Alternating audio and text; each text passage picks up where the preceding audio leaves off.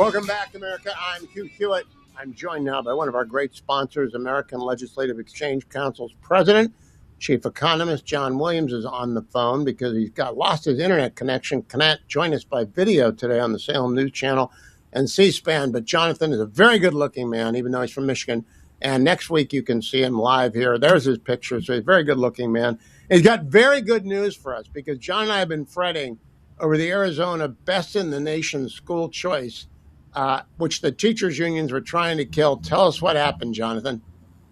Well, the good guys won one this week, Hugh, in Arizona, where we you and I had talked about this a lot. I was out in Arizona this year talking with all of our great ALEC members. Arizona's a powerhouse ALEC delegation. And the teachers' unions have come up short, as ruled on by the Arizona Supreme Court, confirming that the number of signatures did fall short, and significantly so, of the total needed that they were going to take to the fall ballot and make a huge effort to try to repeal one of the nation's longest-standing and most effective education freedom programs. And it would have been a travesty to the 100,000 plus students that have now been able to participate in that program, really just being a game changer for so many of those students and their families. And so this is something, as you are very familiar with, ALEC launched and leads the Education Freedom Alliance.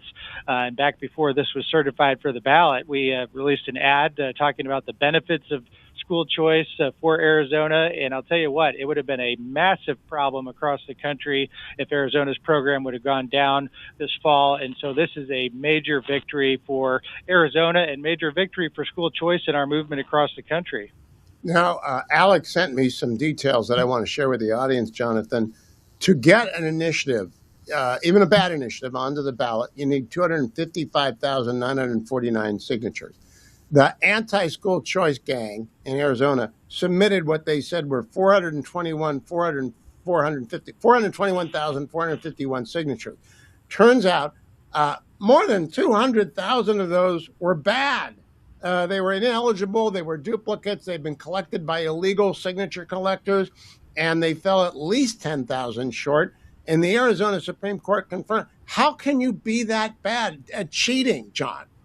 Well, it's a great question. And it really does, though, make you think that is all the progressive left, Hugh, their playbook, as you know, is to go across the states, try to subvert the democratic process, and try to put all of these big progressive policies straight on the ballot that sound great and yet meaning horrible policy outcomes. They did it through supposed independent, nonpartisan redistricting in Michigan that turned out to be one of the most aggressive gerrymanders in the country for the progressive left. They do it on minimum wage. They do it on Medicaid expansion.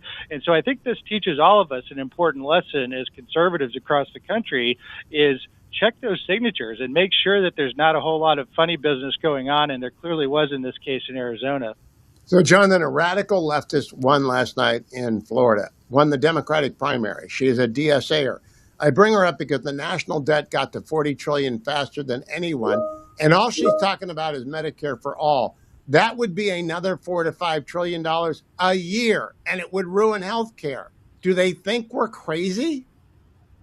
Well, I think they, being in Michigan last week, I saw the signs for Mr. El Sayed there, the radical leftist that we've talked about on the show before. And on his sign was Medicare for all. That was the simple message. They think it works politically. They think that people don't see through that. I think they're wrong. I think Americans are seeing through it. The so-called Affordable Care Act under Obama has clearly shown not to be the case, and this would take it even to a radical, new, dangerous degree. And to your point, Hugh, here we are now going to hit $40 trillion of debt probably this week.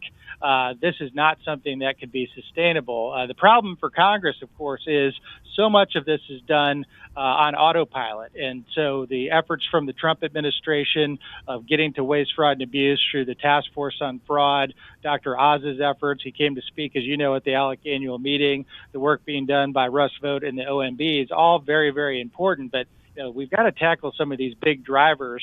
And this, of course, the Medicare for All proposal would take that in the absolute wrong direction in terms of costs.